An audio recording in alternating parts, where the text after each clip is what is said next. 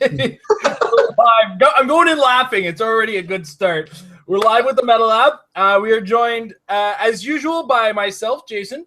We also have Mike, Ontario Provincial ROC State / Provincial Champion. His face. That's his winner face right there. And welcome back to the show, Mr. Tom Kerr. Hello, everyone. And as we've mentioned the past couple of weeks, we're partially brought to you by HC Realms, where you can go to their shop either through the link on hcrealms.com on the front page, click the shop link, or go directly to realmsgaming.com, or look in the description below where you'll find either of those links to shop through their store. They have t-shirts, hats, and maps, some cool ROC maps, paper form, not the cool neoprene thing, unfortunately, guys. But if you use the coupon code MARRIED, it's the word married, you will get 10% off of your purchase. So that's realmsgaming.com or hcrealms.com and click the shop link. Now, Tom, thank you for coming again. And we've kind of changed the way we do things. So we're going to start with the previews we've seen since the last episode. So last one we had was Captain America, which was the newest at the time. And we're just kind of doing a thumbs up, thumbs down, except for one I want to spend a little time with the both of you talking about, and he was previewed today. Yep, a little bit of British flavor. So while I'm getting this all set up, and of course, for some reason, I've lost the window that I had it all. Look at this. The professionalism is real, guys. Oh, boy. And, of course, this week we'll also be talking about the Yu-Gi-Oh! Heroclix tournament I mentioned last week, and we'll regale you the tale of how that went.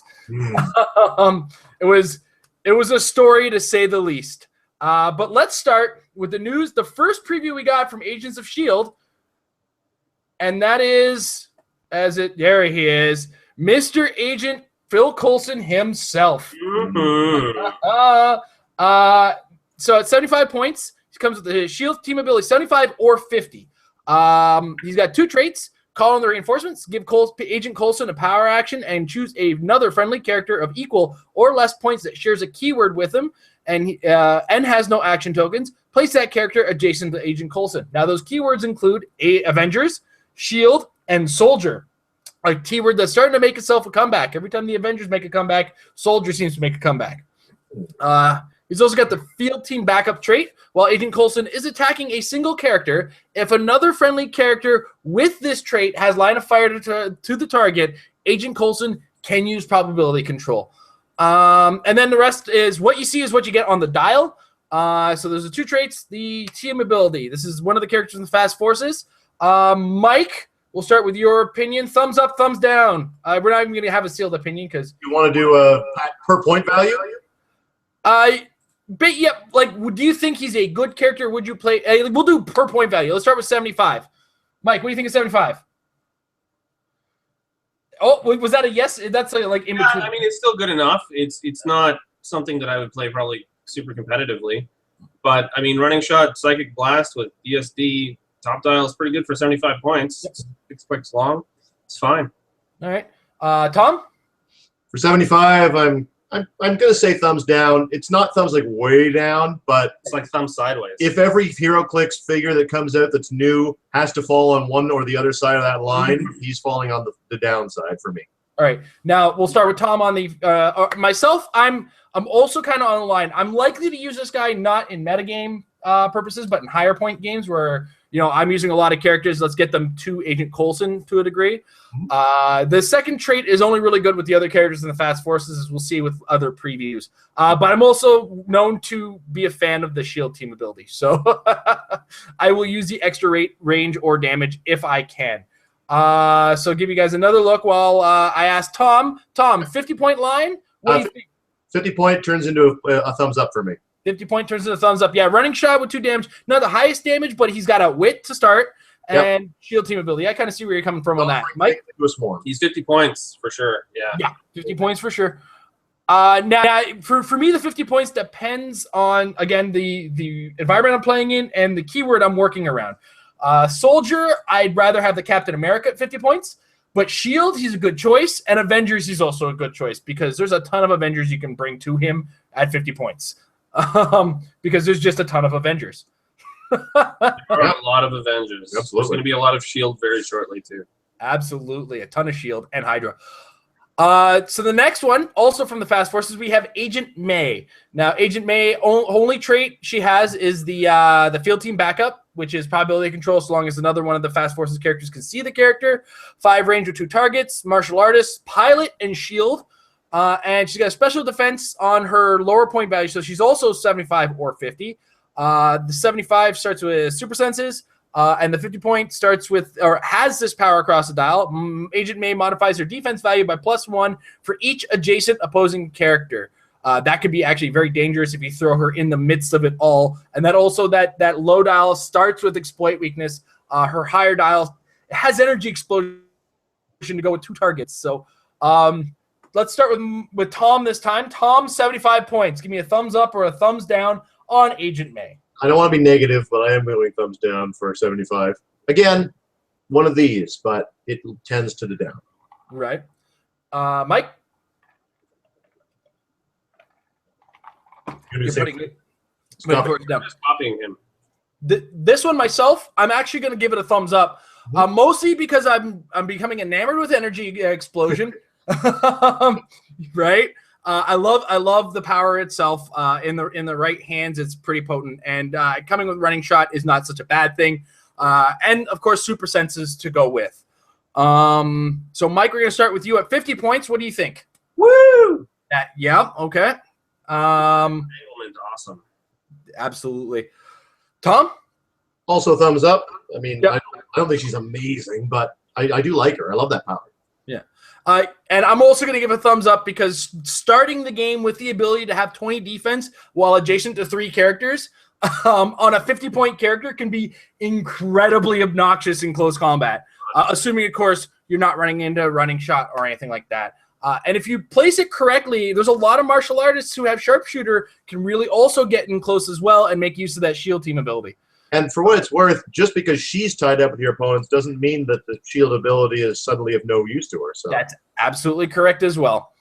So we move on to the next character, and I'm taking back over the screen with Fitz. He also has a field team backup. He's got another trait. At the beginning of the game, place 099 Henry, Henry, adjacent to Fitz at no cost.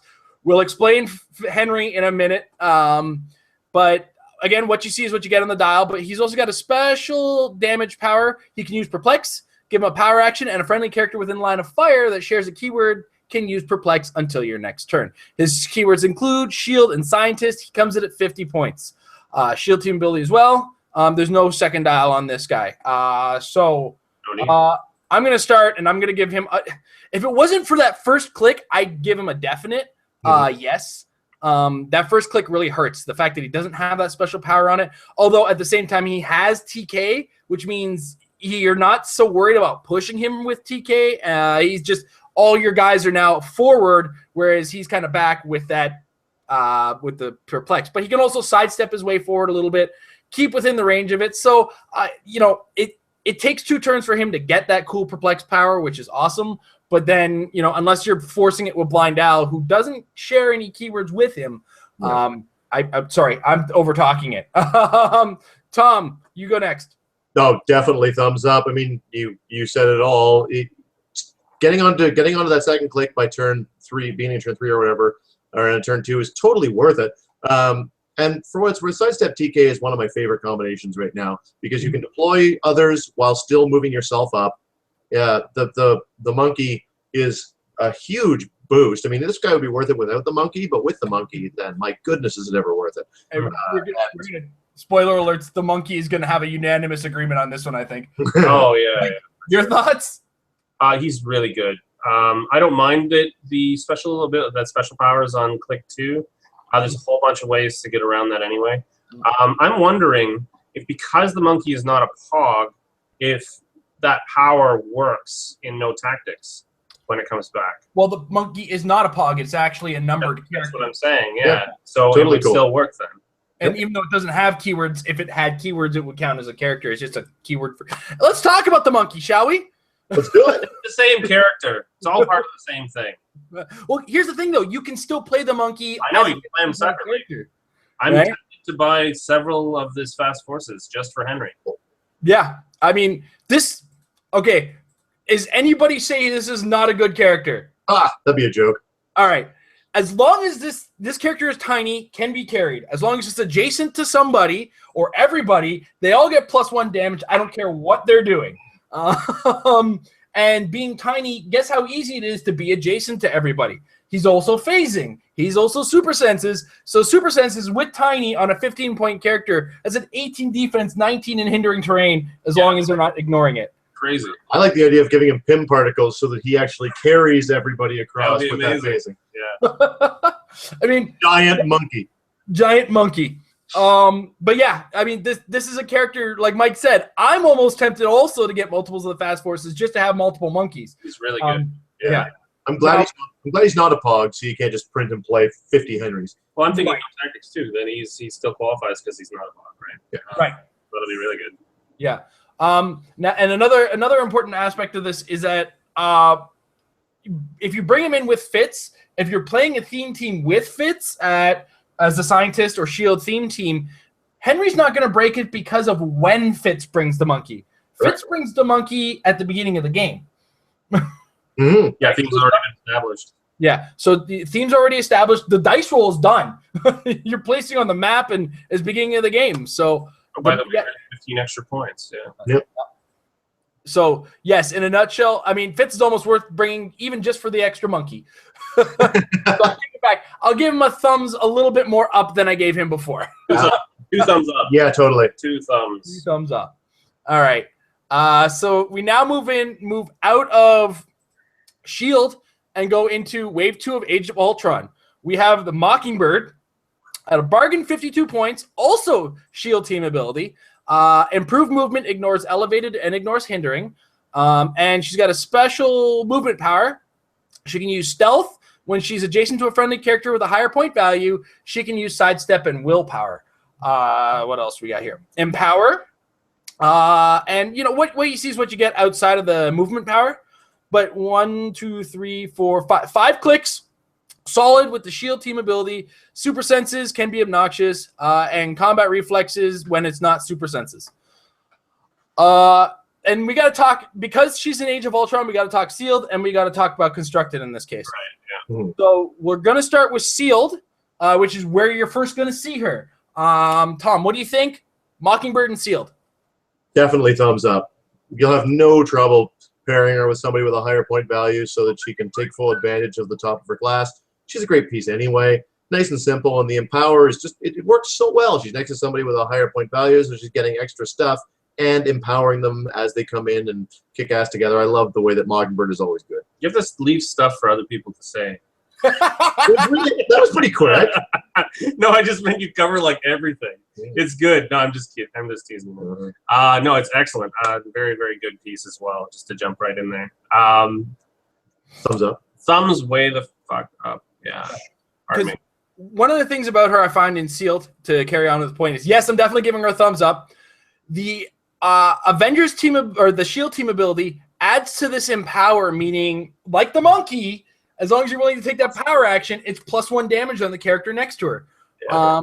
As far as keywords are concerned, there's a ton of Avengers in Age of Ultron. We already know, and there's going to be enough Shield. You can possibly come out of Shield with a theme team with those keywords. Oh yeah. Oh yeah. Yeah. So now let's talk constructed. Tom, you want to take the first stab at constructed? What do you think of Mockingbird in a game where you're bringing her with you? More or less the same comments, really. Thumbs up. She's great. She's part of the fact that we're going to get a lot of good shield people. And again, living around that 50-point value, bringing a great team ability, some excellent mobility, and the ability to make people better, whether they're close or far. It's great. Yeah. Mike, constructed? Red Battery Grasshopper. Great Lakes Avengers. That's amazing. That's Great Lakes Avengers theme team. Yeah, I get some Flat Man on there. One of my favorite pieces ever. There you go. The fact that you played him in a tournament I ran made me want to hug you. So good. And the fact that it was no tactics was even better. He can carry her forward, Yeah. tie them down while she's beating them up. Yeah. Yes, also in constructed, this is a character you'll see me play. One of the things is I got a weakness for keywords, and sometimes. And shield martial artists are two of my favorites. I'm starting to become enamored with spy. And when in doubt, Avengers. Yeah. Avengers keyword. Sorry? Half the time you'll just put together a team you like and discover that it is Avengers at this point in time. Yeah, exactly. It's this full circle. We're back in Chaos Wars. The same thing would happen. And here we are back to that same result around the Avengers Assemble team set. We have this Age of Ultron set, whereas around Chaos War, the Amazing Spider-Man had half the set had the Avengers keyword as well. So, all right. So the next one we're gonna go at deep length, but I want to show everybody something that didn't show up on mainstream sites, and that came from WizKid's Instagram. They apparently have, and that is Union Jack. Now this is not the one we saw on the main page. This is the one they saved for their Instagram, and this is the non-prime version. He comes in at 60 points. What you see is what you get dial, with a trait that includes Union Jack, ignores opposing barrier and smoke cloud for movement purposes. And when he moves through them, he removes them from the game. Removes them from the game, not destroys. That's kind of an important thing when it comes to a barrier. And then he's got a pretty decent dial for a 60-point character if you actually look at it. Late dial blades, early dial precision strike with 3 damage and running shot, 6 range, 60 points. So I don't know if you guys have seen this. Have you guys seen this? Had some time to think about it? No. Yeah. So I'll lead the way. And I think for 60 points, you can't argue with this as a rare. The keywords are pretty decent. Now, Invaders is becoming good. Like the Captain America we talked about last week has the Invaders keyword. Soldier, again, Captain America around the world has it. Spy, again, that ever-increasing keyword that's getting dangerous that also includes characters like Phantom X. Past it's kind of an all-right keyword as far as choices are concerned. I mean, future is probably better. But there's a few characters with it. What do you guys think? Starting with Tom, let's start. Well, just overall thoughts on Union Jack. I think he's great. You really can't go wrong with spending 60 points to get 5 clicks of double-digit attack values. You're cracking Impervious up until such time as you've got Blades instead, and your Precision Strike is cutting through Super Senses and ensuring that it can't be reduced below 1 anyway.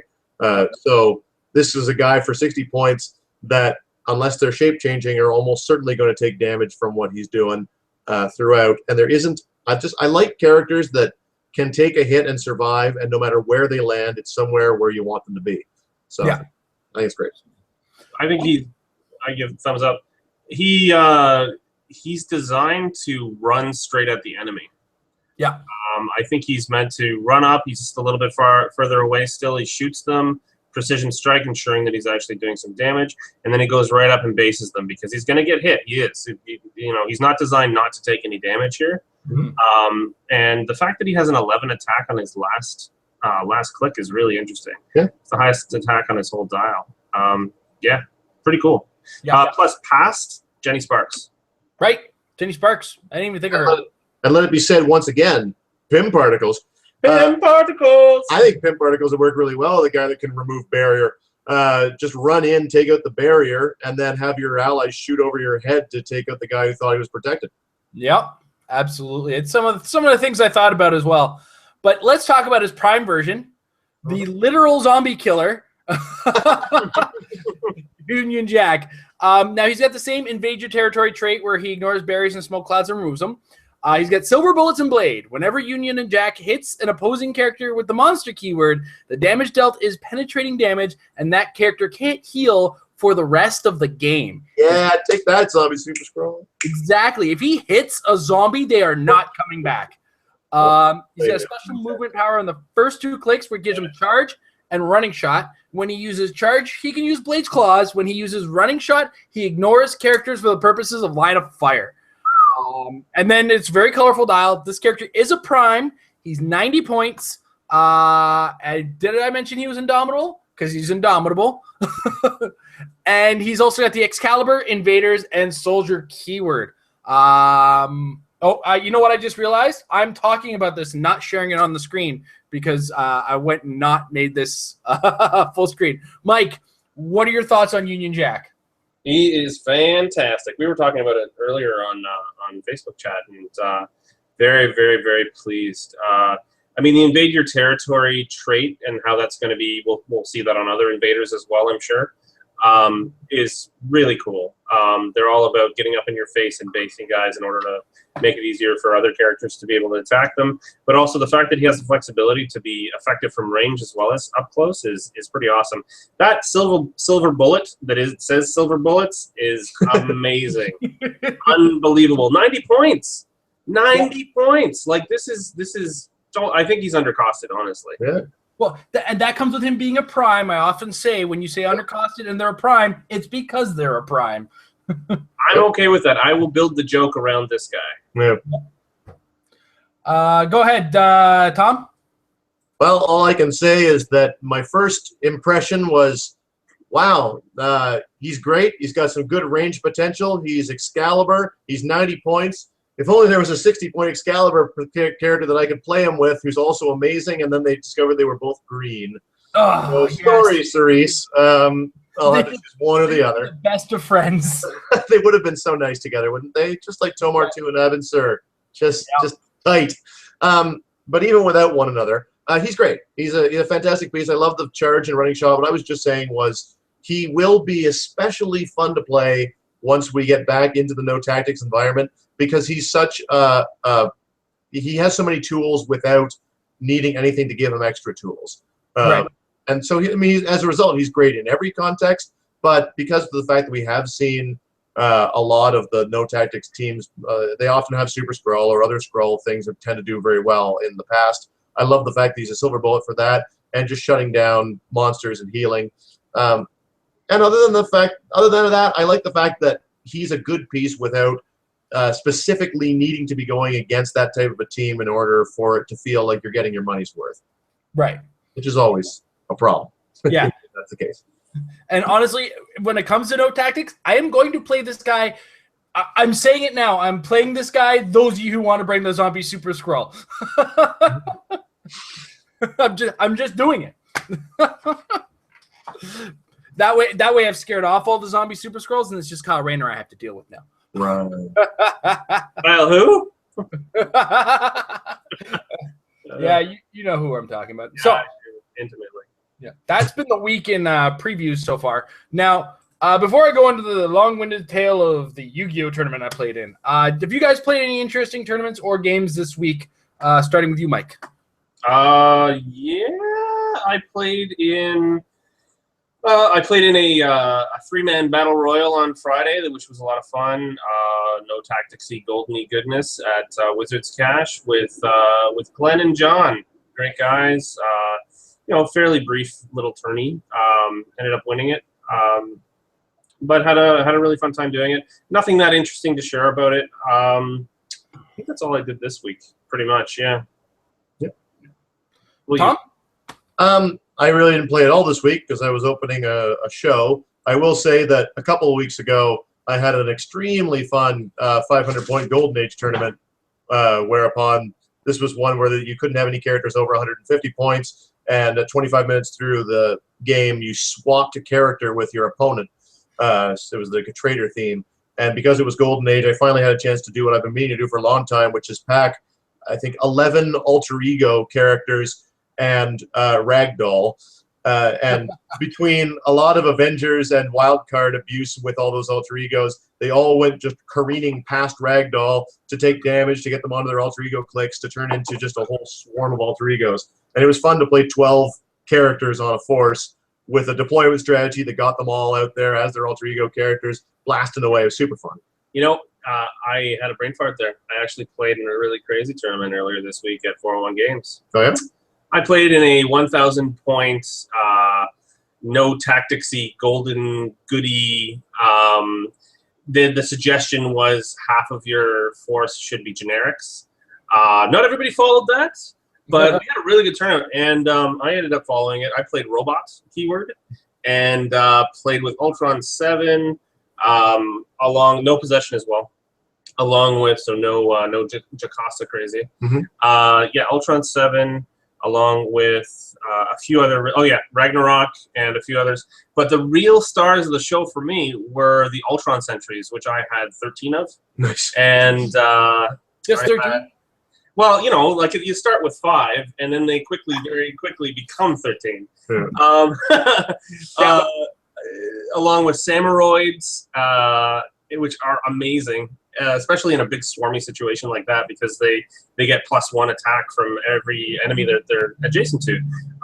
And 4 recorders, the Guardians of the Galaxy recorder characters. Because if they can see your guy that is getting attacked, they can then teleport right next to the guy who is attacking them. And can use Outwit when they're adjacent to those characters.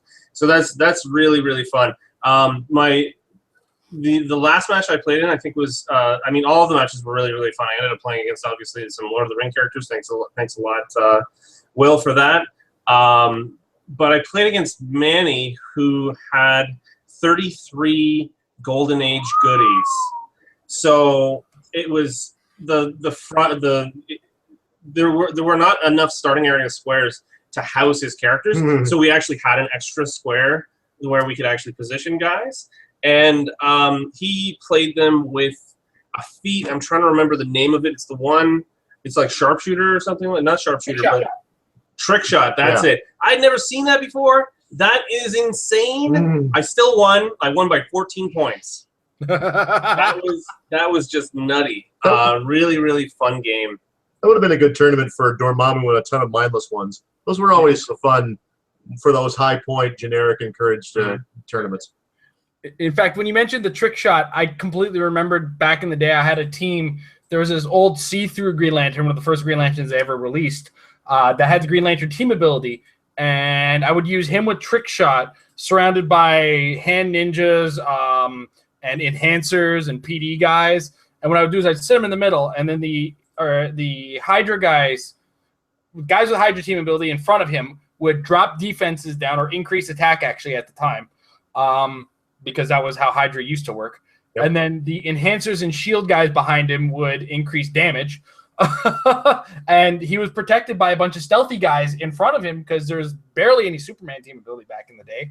And yeah, it would just kind of, it was literally like the Green Lantern picks up my team, drops them in hindering, and starts shooting and shooting and shooting. So I know trick shot very well. Did anyone come to that tournament with the 400-point Iron Man, Iron Patriot with 4 lightning bolts and energy explosion? No, nobody did. You need to actually come think of it. In order to get the energy explosion, you'd have to be using the Phoenix Force or the power plant. But okay. Well, we did end up seeing some more modern elements as well. Like there was a guy who brought 300-point Hulk with Superman and a couple other really, really big heavy hitters, and it took a lot of points, but I think he went 2-1, so he didn't end up winning the day.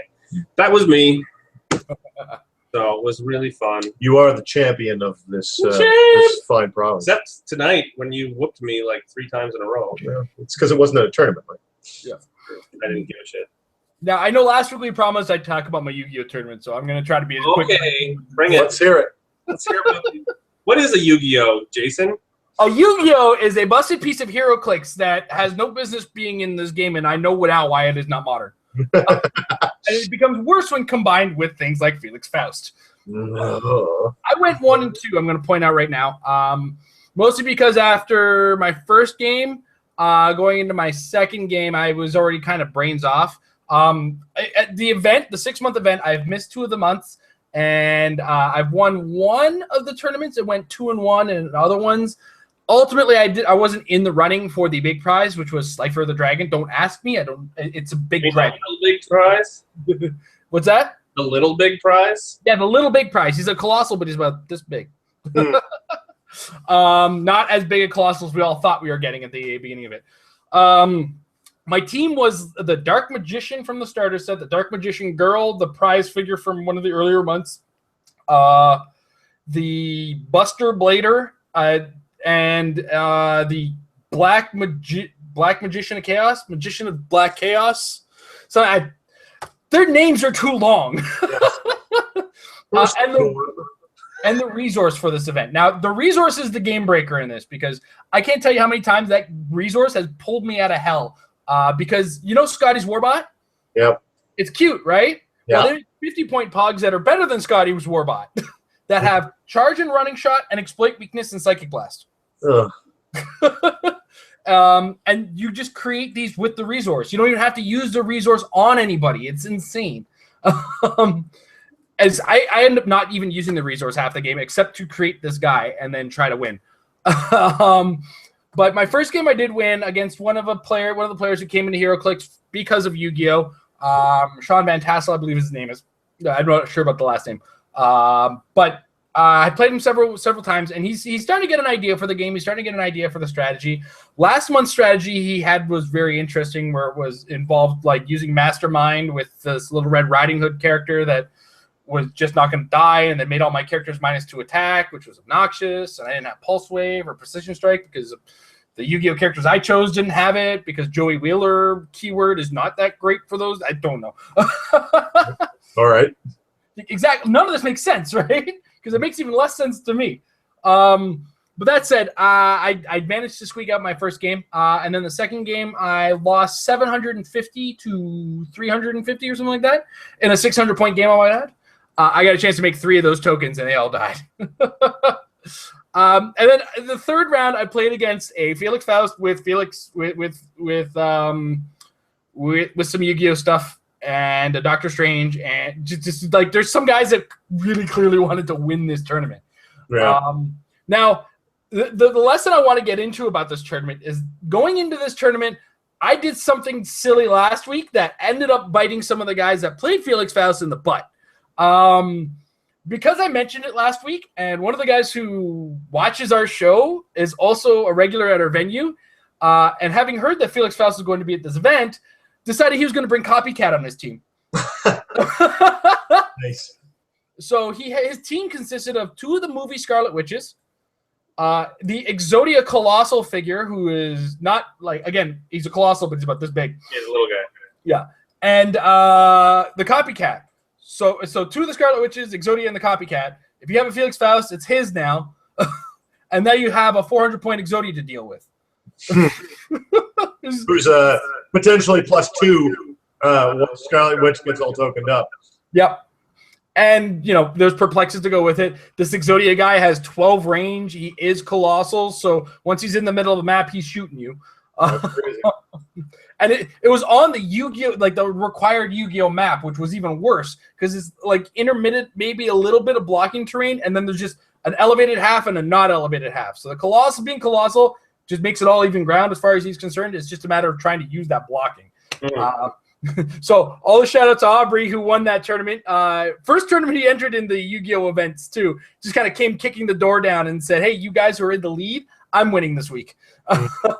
But so understand, guys, when me, Mike, Tom were talking about ideas we've come up with for teams, these are probably not the ones we're playing because we don't want stuff like what happened this past weekend to happen to us. I guess.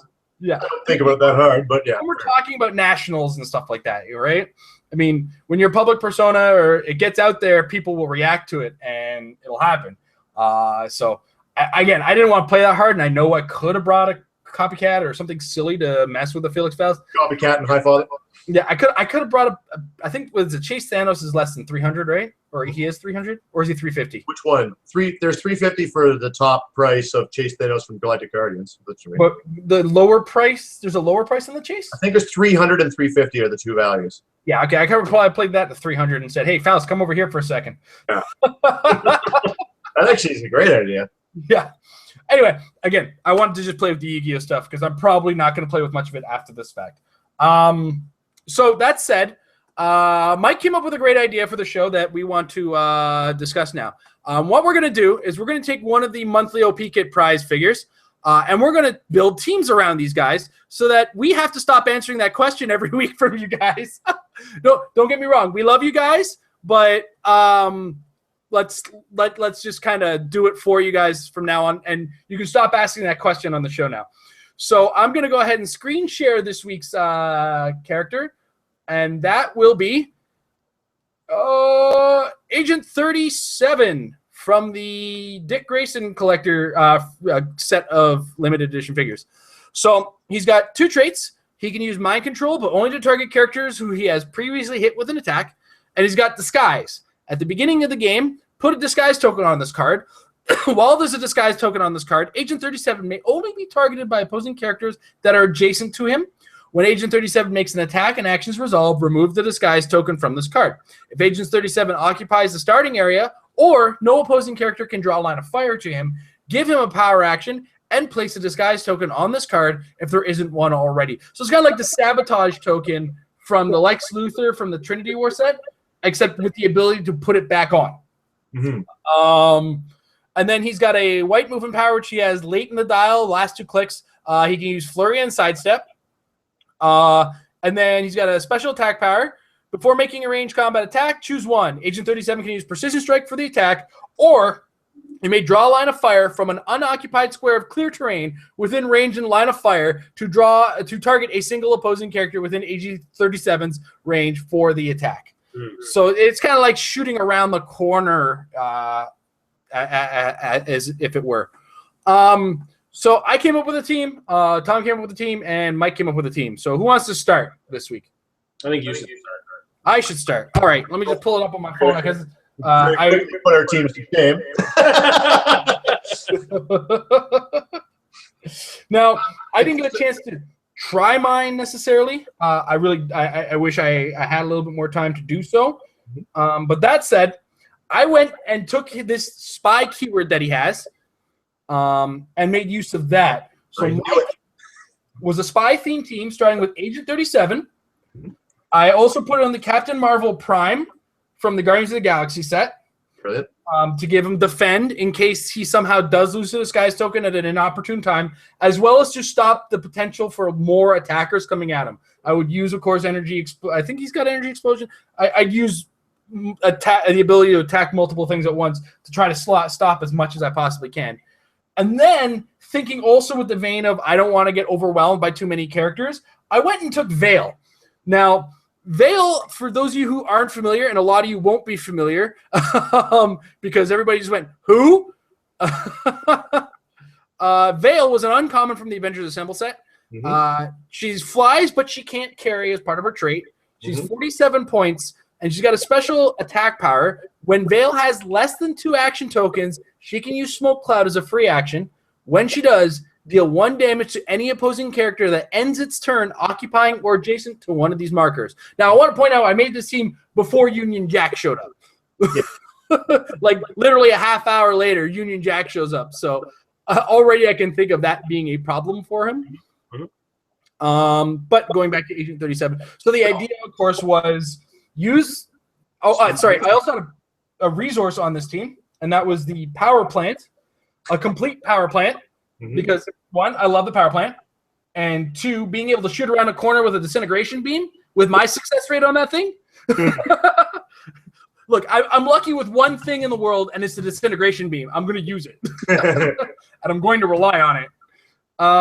As well, you don't necessarily have to rely on Veil's Smoke Cloud. You can use the Captain Marvel with a Blacklight ring in order to keep your team shrouded and stealthy, even. So. It's an extra possible Smoke Cloud. Overall, it was just a good resource for this team because this team does want to kind of stay out of the bump, out of the range, and I love Impact Beam as well. It's kind of it's become one of my favorite resource tools. Now, I had a couple points left over, so I decided to put some. I had 16 points left over. So, what do you do with 16 points when you're trying to run a spy theme team? You put 3 Avengers ID cards on your team. That's true. So I have Triathlon, I have Hawkeye, and I have Rick Jones. Of course, Rick Jones is there because of his inspiration power, which is extra damage. So, yeah, that was the team I came up with. The idea, of course, being try to protect your team using Captain Marvel, though that doesn't often work for myself. It would work for somebody who's better at this game than me or luckier at this game than me. And then, use Veil and Captain Marvel to keep numbers down and keep the opposing team kind of moving around things. So, Tom, what was your Agent 37 team? And we're starting at a reverb. not nearly so well constructed. I should probably preface it by saying I'm not a huge fan of this piece. I mean, I like that's not to say I'm not a huge fan of this exercise. I think it's a really fun thing to do, but he doesn't perfectly suit. I don't know. He has a lot of options. He does a lot of things well. What I'm not so much a fan of with him is the fact that you've got this push and pull between whether you want him in close or you want him far away. And one way of looking at that is that you've got lots of options, which you do. And the other way of looking at it is that he is a bit of a jack of all trades without being a master of any. Shape changes and super senses are good, but there's enough things that negate one or the other or both that his 17 defense isn't really going to hold that well. So you don't really want him to be attacked. So you kind of want to keep him at range, so they've got to get next to you. That disguise will go away as soon as he makes an attack anyway, so you got to make that attack count. But when it comes to making it count, 11 attack is okay, 3 damage is not the best, and precision strike or attacking around a corner is good, but it's not fantastic, and it doesn't work with the charge that he has. And if he's charging, he's not getting those powers, or the precision strike is the only one that would be useful, but he's still not getting it.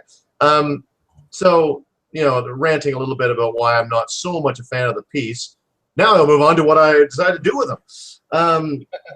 I like the idea of using him. No theme here. It was just if we wanted to try to make the most of the piece. There's this push and pull between whether you want to get next to him or not. You have to be next to him in order to make the attack.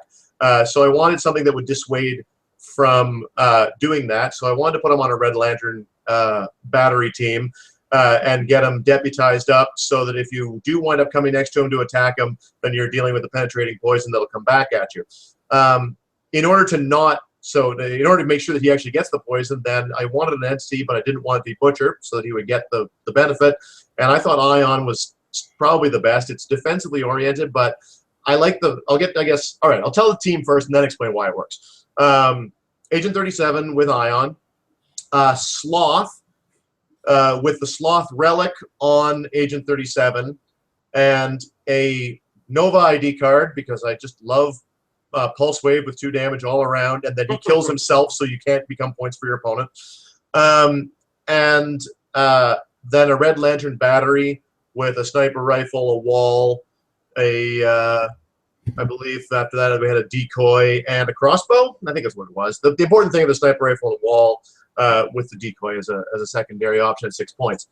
So the way the team works is you get +1 defense from the Sloth Relic.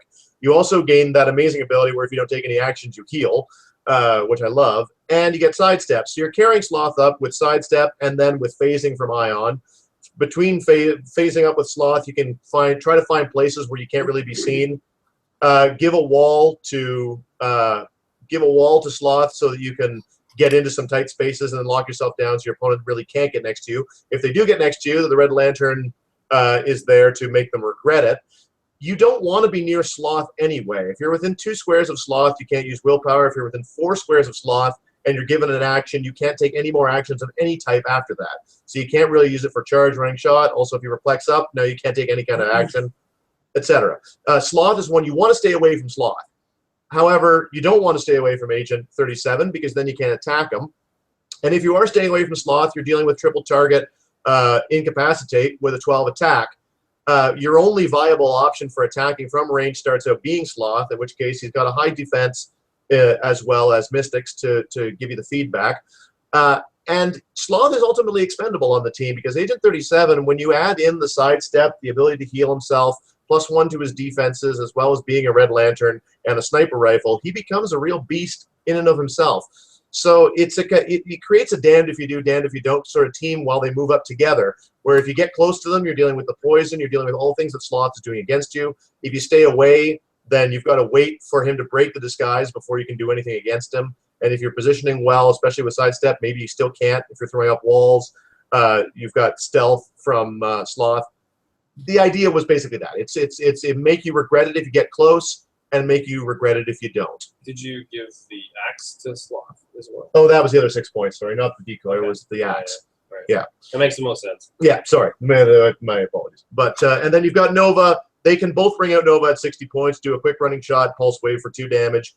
And that's just to give the strike when you're not doing anything just else. all over you, Yeah, it's cool. I like the idea of a quick little pulse wave because certain game effects, certain opponents, pulse wave is all but required at times. I like having a Nova ID card in your back pocket so that you don't have to build around pulse wave on the team, but you've still got that option at least once if you run against a team where you really absolutely need at least one pulse wave in the game. He's for 60 points, he's a good option for it. So that was my team. Excellent. One of the strategies I did as far as getting the token back on the disguise token was considering using ice barrier with veil as well. So that gives me both the smoke cloud and the barrier every so often. So that gives me time to get that disguise token out when I need it.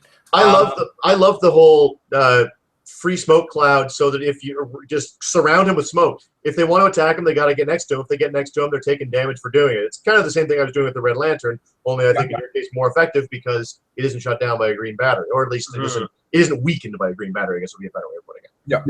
All right. Mike, your thoughts? Oh, that sounds really good. We did a little bit of playtesting this evening. I've been very busy and I haven't had a chance to really complete my team. But what I have so far, it's kind of in the vein of a lot of, I guess, within my comfort zone, but still using it and using him to his strengths. We did find that Agent 37 did work very, very well with Ion. And so I created a Green Lantern theme team with Tom's help. It's Agent 37 with Ion, Tomar 2 with the Shield construct, both of them having the ATA Green Lantern Honor Guard for a little extra, the green power battery, green ring, sniper rifle, boxing glove, decoy, and shield. And we found that when you did base, like you kind of feel forced into basing Agent 37, but when you do with Ion, he's really hard to take down. Yeah. And so I thought add the boxing glove to him, and you're really offensively very good hand to hand. Aside from that, it's pretty straightforward. Tomar 2, running shot, pulse wave, high range defense with the wall, or just the shields, or just running shot regular so he can carry. Yeah, running shot regular if you want the option of carrying regularly as well, so that they are staying together. Because that's one of the things that we talked about before is that Agent 37 does lack some mobility, and so that kind of bridges the gap in that way. Overall it's running shot, pulse wave mixed with some really, really good defensive maneuverability that comes directly from Agent 37 at the same time as having the option to just attack normally. Yeah. Now it does what it does. Absolutely.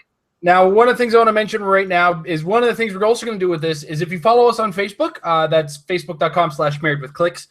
We will be posting this at the end or later on tonight after the show, as well as with a link to the archive version of this. So just so you have these teams to look at while we're talking about them, because sometimes you lose a little bit in talking about them. I know I lost track of half of Tom's team. Just a heads up, guys. I'm going in and out with your mic because we're trying to get that echo again. Now, what was the next thing we need to? Okay, so this is a topic that got presented to me by a fan, and I have to avoid in every way, shape, or form any sort of name dropping. So, I got an article. It referenced a state ROC, and it referenced the two players that played in the finals of this event. Now, it's not about what happened in the game. What ended up happening in the game is a result of what I want to talk about, and it's towards the judges there. Now, a lot of you guys, some of you guys, I'm hoping, watch my episode of Metafix, which I recently filmed, on the use of the judge in a tournament. And one of the important things about using the judge is that you have to call them over and double-check rules. You can't 100% of the time trust your opponent. And it's not that people aren't to be trusted. It's that you both need to make sure that you're playing the game correctly.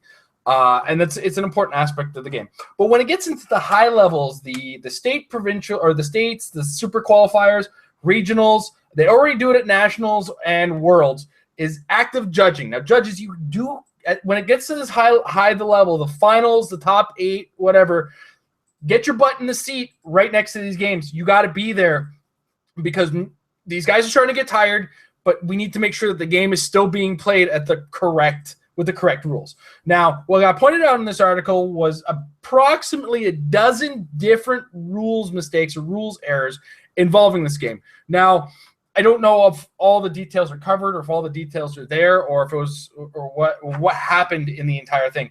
But the absence of the judge next to the table or not asking questions, not double checking or making sure of rulings caused an observer to point out a lot of issues with this game. And this is what starts to happen. Now, sometimes some things get missed. And Kenny jokes about the three square sidestep, but these things happen. And having an active judge being a person sitting next to the game, actively catching rules that are being misplayed. And I'm not talking like you have to tell them to remember Impervious or they have to remember to call the Psychic Blast. It's the Psychic Blast is there kind of thing. What I'm talking about is when somebody makes a mistake, you have to stop the game for a second and say, look, you can't do it that way. Take it back for a second before something bad happens. This way you can avoid issues like what this guy was describing in this game. Now, as well, if you are taking the responsibility of running an ROC or a regional, be ready to take the top 4 teams. Like when it gets to the top 4, you have to sit in one spot and have 2 games next to you. Don't let them spread out. Just sit next to these 2 games and be ready and watching. Have somebody who knows rules really well, or have somebody who's able, like this person, you have to be able to stop these players, tell them, hold on a second. And if you don't know the rule properly, or you don't know how to explain it, get somebody who can, who's part of your judging team to do it. That way we avoid any of these kinds of accusations. I think active judging is a good thing when it gets into top 8s, top 16s. And now when it gets to top 16, it's harder to manage. I know in Worlds they had 8 judges and 1 was watching 2 games each. And then in the top 8, 1 each to a game. And then the top 4, you have 1 judge per game. And then in the final one, you have your head judge sitting next to the game as well. So understand that these are things that are important so that we don't avoid articles like this existing on the internet. I don't want to link the article, and it's mostly because I don't want to call anybody out. Mistakes happen. When it comes to the finals after the top 8, you're tired. Mike can attest to this. Just give me a nod right now because your mic's off. Mistakes happen. And when you get to the top 8, mistakes happen more because you are tired. You're worn out.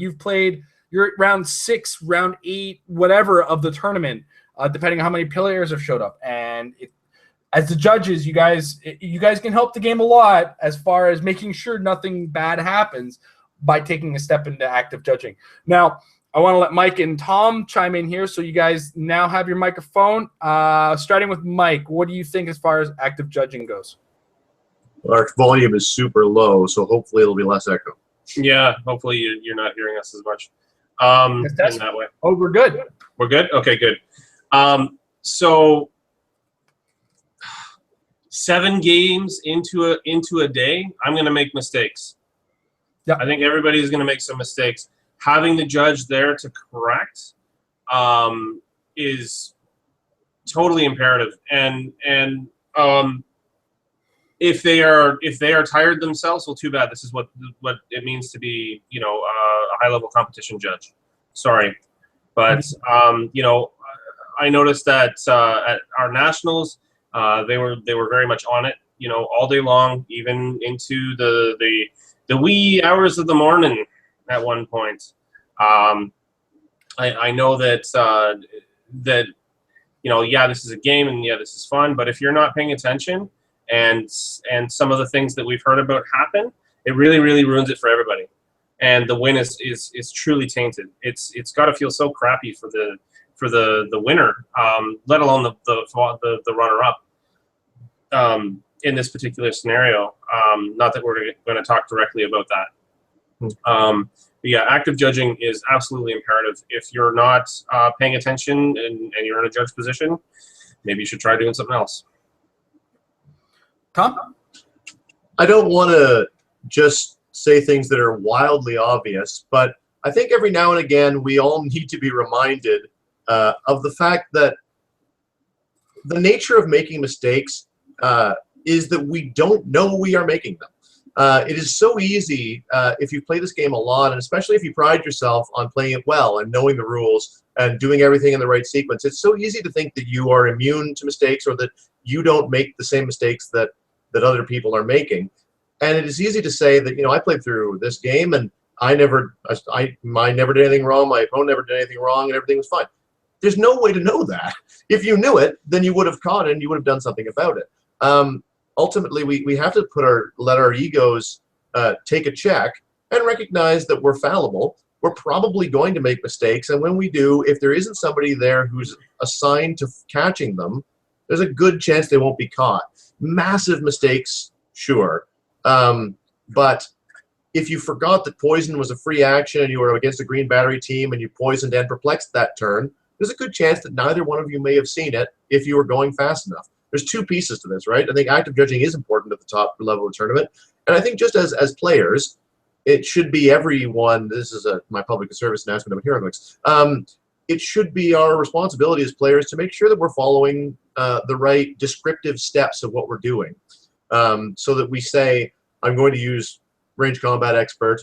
I'm going to take a power action to activate range combat expert. I am going to make a range combat attack, and I'm going to modify this by this and this.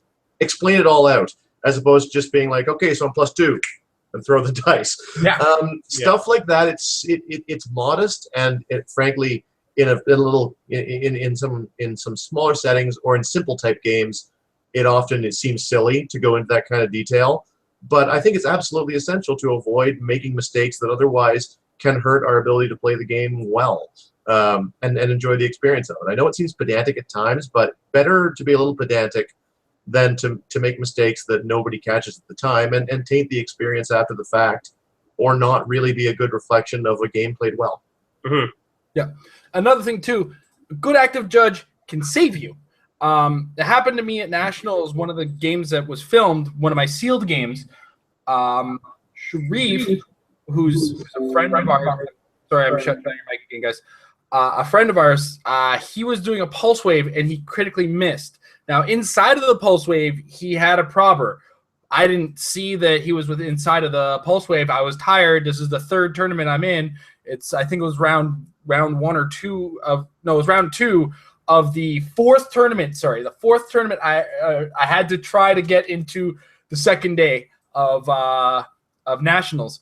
And when that pulse wave critically missed, he was calling his prob, and I was like, well, it's going to hit now. And the judge stopped him and said, no, you're in the pulse wave. Active judging can save you. It's not a bad thing. It can save your life. So if you're going to poo-poo it, just understand that sometimes the rules have got to be followed. And the judge is there. The judge is there as a referee. He's not there to nitpick or anything like that. He's there as a referee to make sure everybody's playing the game correctly and that the right scores are happening, etc. Now, as we're getting towards the end, guys, I just want to remind you, if you have questions that you want to ask us, we do try to address them all, so get them down below. And I'm pointing at the comment section, not my genitalia. All right, Mike, Tom, start Mike. Anything you want to add to the show at this point? I think it's been a success. Tom, anything you want to add before we get to questions? No. It's great to be back and be talking Heroclix again. There aren't so many huge events going on right now, but it's nice that there's still lots of good fodder for discussion. It's a great game. Absolutely. And one of the things I'm looking forward to is a big announcement we're working on for next week, which I'm actually going to talk to you guys about after the show. In any case, big announcement coming up next week with regards to the show. That said, let's get to the fan questions. And we're going to start with, I apologize if I messed up last names, by the way, guys. Matt Grikunos. You guys going to ROC Championship? Mike, I believe you said you're going. I'm going into the final day. Yeah. Tom? It's unlikely, but I haven't actually considered it impossible. I don't know how I would ever get enough points to do it. I have enough points for you. Well, thanks, buddy. Look at that. I was going to go, and then I have financial issues that came up. I can't even get the finances right now to get together a passport. And it was unfortunately a financial mistake, which is both beneficial but caused a problem. I paid too much into a bill that I need paid off eventually. And as a result, it was like, well, okay, I put a bunch of money there, but now I can't go here because I need the money over here. So unfortunately, this year I'm not going. I'm going to save my points. I'm going to go in next year. So I'm kind of going to go look forward to that. Next year, guys, I promise I'll come stateside. I'm coming. I said this year I would try to go as part of my New Year's resolution, and all I could get to was I got to one extra big tournament, and that was a super qualifier in Windsor, while also hosting a bunch of Winamaps and helping along with the provincial championships here. And I did actually manage to go to that as a player as well. So I did get to more meta tournaments. It was also running a good portion of them, and I do is in my docket, I promise. And next week's announcement could be a major part of that as well. Said, next question we have is from Chris Stockhouse. Would you guys be upset if the Teenage Mutant Ninja Turtle cliques were modern age? Do you think a majority of the competitive cliques players would be upset if they were included in the modern age? Tom, what do you think? I don't think anyone would really be upset. I think a lot of people would be surprised. I think it's unlikely, but the more the merrier, as long as they're built with that in mind. I mean, if you look at something like Yu-Gi-Oh, it's not part of modern age, and as you pointed out earlier, it shouldn't be. But as long as they're built with the same design logic that goes into the things that are modern age, then I think they'd be a fantastic addition. I would love to have more stuff in modern age, even if I don't think it's likely. Yeah, Mike. Yeah, I think that the Yu-Gi-Oh people would probably have a shit fit if that happened, because why aren't theirs? But that's just generally the way things go. People complain about everything. So creates a hard pressure. I think it would be great. I would love it, but it's not going to happen. Yeah. Yeah. All right. I also would like them to come in modern. I don't think it's likely. If they don't come into modern, even though they were comic books and they do kind of fit into the idea of comic book lore, and Eastman or somebody swears by it that the same chemical that turns them into the Turtles made Daredevil blind. That's neither here nor there. If they do what they did with Yu-Gi-Oh and give us an event style tournament, I'd be okay with them not being modern, but they did that because I would I want these Ninja Turtles cliques, but I don't want to kind of be stuck like the situation I'm with my Pacific Rim, where it's like I can play with them occasionally in the Golden Age tournaments, but I wouldn't mind going to a Pacific Rim themed tournament, which I did once because it was fun. It was amazing, good times, great fun. Excuse me. But so I'll take either put them in modern age or give me an event. Give me a Technodrome at the end. Give me a giant Krang at the end. Give me something at the end of it, and I'll be content. I'll let them collect dust because I would have gotten 6 months of play out of them. And believe me, in every episode, every month of the tournament, I would play nothing but Ninja Turtles the entire time. And these things would fly off the shelf if they did it, I'm sure. Right? Tom's vigorously nodding because unfortunately I have to turn off their mic. And it's almost like we got a heavy metal concert going with all the nodding. Yes, give us something, either make them modern or give us an event. I'm sure everybody here agrees. An event, give me a thumbs up. Yeah. All right. So that said, we move next to Steven Spooner. Do you think entities are eventually going to fade out of the metagame when War of Light retires, or do you believe that they will continue to put them out in various sets? Do you think they will be more like Jocasta and not as overpowering as the Chases, or do you think they might release some more later that take the place of the War of Light ones in the competitive meta? Let's start with Tom's thoughts. As far as pure speculation goes, my pure speculation on it is we may see a few more like Jocasta, in that there'll be fewer of them, they'll be more limited, and once they're cycled out, then we won't really see them take over so much. It's rare, really, that a new mechanic is introduced within a set and is carried forward with any degree of consistency. As far as like a new overall mechanic goes, things like Battlefield promotions and alter egos come to mind as things that existed within a few sets, but they petered off after a strong start and went away. And we see lots of things introduced for individual sets back in the day we had like the web tokens so forward and other things of that nature.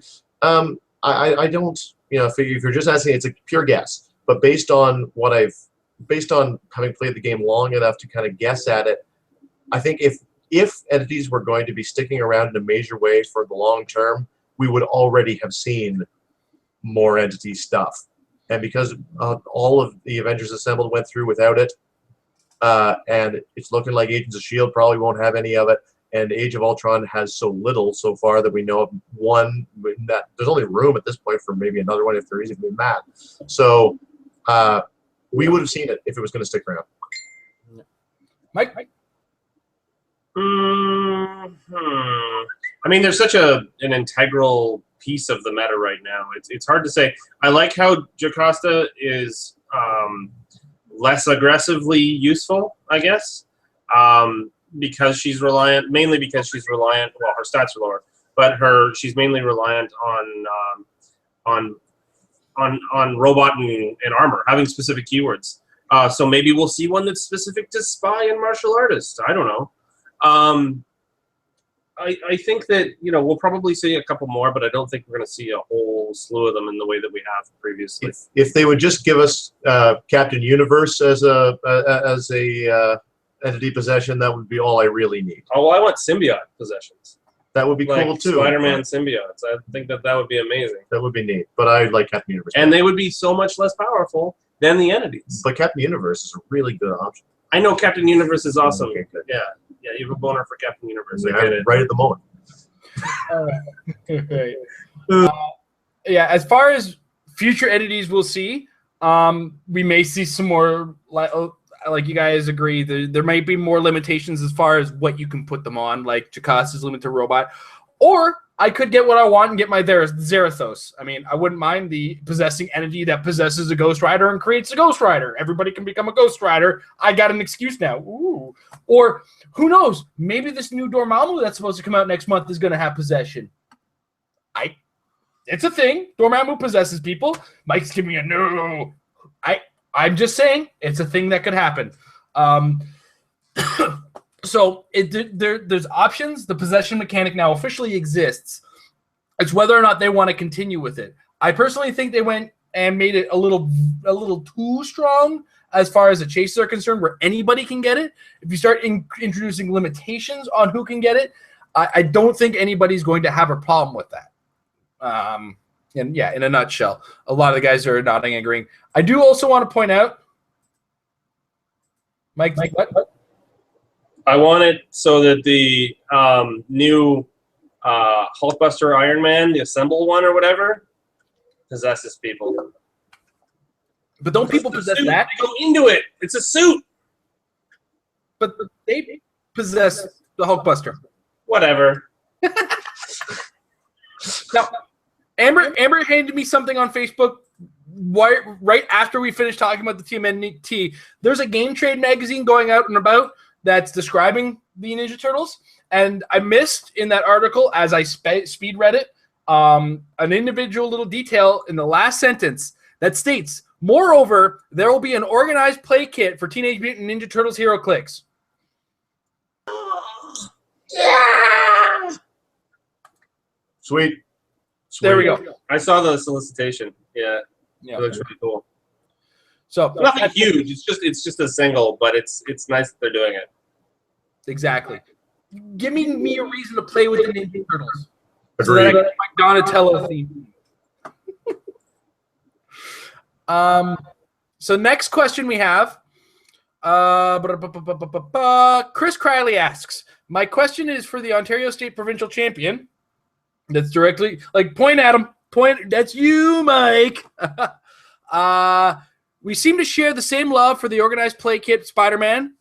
Black Hand is a must, but what do you think is a good support / secondary attacker for basically 145-point character with 6 clicks? My first thought was Black Cat at 65. Maybe you guys can strengthen this idea or tear it apart. Thanks again for the awesome show, guys. Well, we are always happy to provide.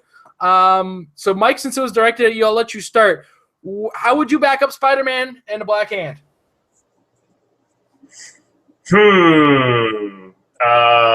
this gentleman just said Phoenix Force would work really, really well. I like it because it gives the running shot and defend. That way you don't really need to rely on Black Hand for running shot. And you can also get invulnerability from the Colossus Fragment that way, so you're kind of getting just about everything. Yeah, I was thinking her too. Yeah, Scarlet Witch is another good choice. See, my strength in this game is that I have so many knowledgeable people around me. Mike's not good at the game. He's got a good bubble of people around him. I'm good at social. Well, That's what I'm good at. He is good at the game, for what it's worth. I'm good at talking to people. Yeah, no, it's. I think Scarlet Witch is definitely something that could back him up. But in order to make Scarlet Witch really work, you at least need to give her Ion. So she is a 100-point character right there. I love Atomica, and we'll throw her at many different problems. So Atomica Ion even as a means of tie-up and very, very difficult to kill, as well as, you've got TK then. You can position Spider-Man with her. I wouldn't necessarily say Black Hand is the best way to go, but I mean he's definitely an option just because of the running shot. I mean the running shot is because he does lack that. It's very, very helpful. Beyond that, I do think that he's going to be a meta, as I've said before, a meta level piece, and we will see him in both tactics and no tactics because he's great with nothing. Yeah. And I'm just going to interrupt here and shut off the mic. Sorry, Tom. One of our fans, I can't remember the name off the top of my head now. I believe his name was William. He took that Spider-Man to his state and got in the top 8 or top 4, I believe. He did very well with it, and I actually encouraged him to use it because he gave me 2 teams. And, one had the Spider-Man, and one I didn't think was as good because the Spider-Man was looking really good on this team. And he also had a Scarlet Witch on that team. That's why I kind of hovered the card at the camera while you were talking. Is he used that to a top 4, which is nothing to poo-poo. Top 4 is very well done in a state level. So I want to congratulate him on that. And I do want to say that even though I don't sing the praises of that character, he's not a character I'm personally going to use because I'm not a big fan of his output, or, I don't like getting attacked. Always hit me regardless of my defense. I've built the 20 defense team before. I play against Amber. She needs a 9 to hit. She hits a 9 every time. I will never rely on the high defense teams myself because I have a wife like my wife. It's because you're not playing with 21 or 22 defense. Yeah. She'll still hit it. No. I have very little to add besides, I think the Phoenix Force works really well on him on the second last setting, where it's basically a full Phoenix Force assigned to 2 characters, because you get running shot, which you need. Energy Explosion is great when he's got 2 targets. Defend is awesome for that huge 19 defense. And +1 damage helps the fact that he needs more output. Mm-hmm. So it's great in every way. Add to that the fact that you could give him the Colossus Shard to give him vulnerability, and share or better yet, share the Colossus Shard, and give him Mystics from Ileana. And then match him up with Scarlet Witch would be a great choice.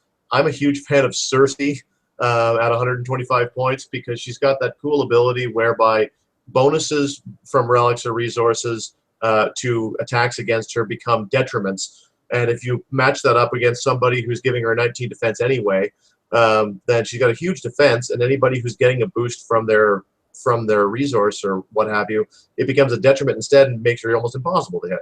But I don't think she works as well as, for example, Scarlet Witch does. Scarlet Witch is awesome for that, and for that matter, at the point at which you've got Scarlet Witch, let's say you put Parallax onto Spider-Man to give him Psychic Blast to go with that Energy Explosion and the 2 targets. With the Phoenix Force, you've still got enough points left to toss on a few ID cards so this Scarlet Witch can use them for her offense rather than using her own offense, which is okay, but not fantastic. And you could have a really good team on your hands. You know what I completely forgot too is this Spider-Man gets a super senses on 4 to 6. Yeah. And if he's got a special defense power, +1 defense against range attacks. It's a 20 defense. If you hit that, Scarlet Witch says no. And she gives you a stern look. Exactly. Yeah, no, I think that works really well. Okay. So I'm going to give one last call to anybody who has questions. Get them in the comment section down below in the YouTube video. I do have one question sitting there right now. You have about 5 minutes, give or take, to get your questions in now because we're kind of wrapping up here. So Jackson Agar asks, which Firestorm does everybody say has potential for the meta? I'm going to let Tom take the lead on this one. Sorry, that was which Firestorm does everybody say what? Sorry, which Firestorm does his question is which Firestorm does everybody say has potential for the meta? I think he's referring to the resource. You think? Yeah. Let's talk about the Firestorm options we have in comparison. Yeah, I think I would imagine everybody's talking about the one who's 140 points and is kind of like M10 Iron Man Light. Doesn't work on relics, but it does work on resources. Considering he can meter out that damage from people who are assigned a resource, and he's also got the invincible up front. He's probably the one that people are talking about. I think that he's not quite as good as M10 Iron Man. He costs more points. So it's very hard to justify. Again, he's a good example of sooner or later, someone will probably find a way to use him really well. But with almost 50% of your team invested in a guy who needs help, he doesn't necessarily need it defensively, but it's also the batteries are ruling the meta right now, and it's so easy not to assign somebody a construct, and then they carve right through Firestorm. So he's probably the one that people are talking about, but I don't think people are talking about him that favorably yet. No. Yeah, the other one, let's see, right here. Oh, that's not that one. It's this one. Reaction choose any. No, yeah, I faced that. Patrick Chow played with that Firestorm with Constantine and an Orange Power Battery and some entities. That was a good team. It was a good team, but it falls a little bit short because you know what he does, and you're just like, okay, well, I'm just not going to assign, in my case, Kyle Rayner, that entity, and I just pulse wave them. You know, like just go ahead and shoot right through him. He is somebody that you can counter fairly easily, but so is M10 to a certain degree. I mean, you played with M10 very successfully recently, M10 and Yondu. Yep. And was the green power battery? I can't remember. I should remember. It was Indigo. It was Indigo, okay. Yeah. Yeah, that was a great combination. In fact, you beat me in one of the winning rounds with that combination. And I squeaked it out in the in provincials against you. But yeah, I mean, I think M10 Iron Man is a better character overall out of the two, and I don't think it's a very good replacement for him necessarily. Yeah. Now, I think the Firestorm people should be talking about is in fact the Firestorm from War of Light. That dial is thick on that guy for 140 points. And the fact that he's got range and close combat, steal energy, and if he heals, he gets perplex and probability control. Why is this guy not getting used is a good question. As well as the fact that there are other, like, the Death Storms are really good. Let's not Mike's got his hand up. He doesn't have that. If he hits, he does. Steal energy. Yeah, no, I get that. I've played with that. Like, I played with him a few times in War of Light because I pulled him a few times, and I don't know. I never had any luck with him. He looks good on paper for the most part. He's a bit pricey, but I never had a lot of luck with him. I guess maybe my rolls were bad those days or something. I don't know. The way I see him, he's got a little bit of potential. He's got weirdness potential for sure, where you can catch somebody off guard with him without a doubt. And that mid-dial running shot and stealth could make up for the fact that he doesn't have Indomitable. So it kind of goes both ways. Plus, if you're getting KOs off, he's staying alive as well. I feel like he's got some longevity. I talk about this guy before I talk about the guy who takes 1 damage at a time from resources, which aren't even really assigned anymore if you look at the round table. Also, that's another discussion we actually have to have, Mike, before we move on to questions. So we will extend this discussion a little bit, so you guys have a little bit longer to get into questions. But a ruling recently came up, and me and Kenny have been talking a lot about a team that he had played using the Avengers team base, the Captain America, and Jarvis with a round table. Now, the idea, of course, is to pull guys off of the team base, use the team base as well in order to call in help with the ID cards, which because originally we thought that because the round table wasn't officially assigned, you were able to do, because you're not allowed. It doesn't say that a character assigned this resource has to do it. So because it's not assigned, the team base kind of got around it. But it turns out a ruling recently showed up with regards to that, and it was actually, we noticed it because it was talking about the Beyonder, who also isn't allowed to be assigned resources from relics. And the question was, are you able to use the Beyonder to be inspired from the team base or from the round table? Are you allowed to use them to be to call in help? Now, I asked to call in help, and I got told we already answered your question, which in conjunction with the fact that the inspiration comes from the round table, said, hey, because you're not allowed to be inspired, call in help comes from the round table, the ability to do it, because it's actually the trait on the round table says you can use a call in help. So all of a sudden, all the awesomeness that we had seen and thought of with the round table was like, hey, you can use team bases, you can use Beyonder, these guys that aren't assigned resources. Now, apparently, the ruling is if you can't be assigned a resource, you also can't use the effect of that resource, which kind of changed that whole team and went, well, all right, gone. Because the solo adventure guys also can't be assigned a resource. And me and Mike had talked about this earlier this week and almost forgot to bring this up. So do you think that all of a sudden we've got to start thinking about the round table again in a new way, because we thought we had this thing where it was like use the round table with guys that can't use resources and they're amazing now? Mike, you go first. Oh, I don't know. I think it really nerfs it. It's a tough resource to use to begin with. I find it really, really random. I mean, you've got six options, but it is based on the roll of the dice, whatever you get, whatever ability you get from it to begin with. So how do you build it in such a way that you're always going to be getting something that's useful to you at the time? I don't know. I think it really nerfs it. It was the one thing that got around that rule, and they could have just left it alone. Mhm. I don't know. Tom, what do you think? I agree. I think it might be strong to say it really nerfs it. It makes it not usable in situations that we were kind of hoping you could use it in.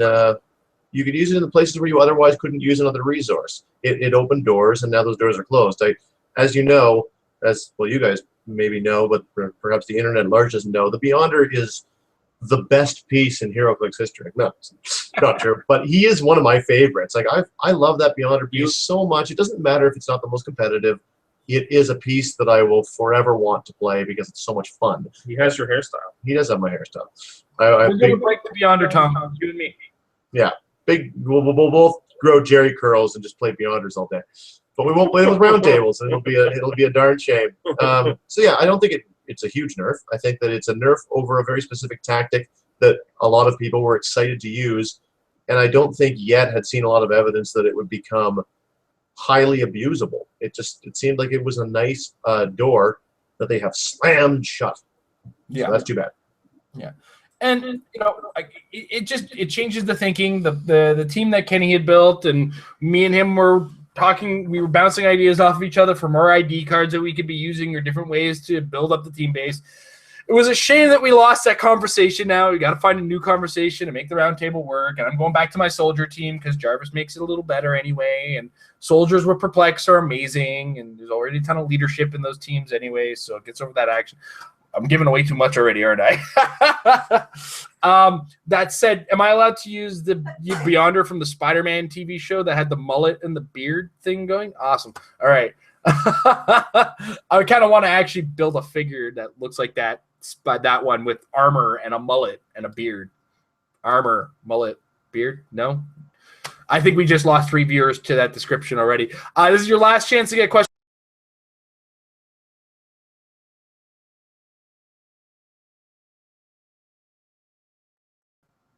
I hit refresh on the wrong window.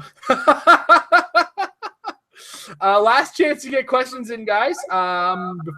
before we wrap it all up. You lost my. There we go. All right.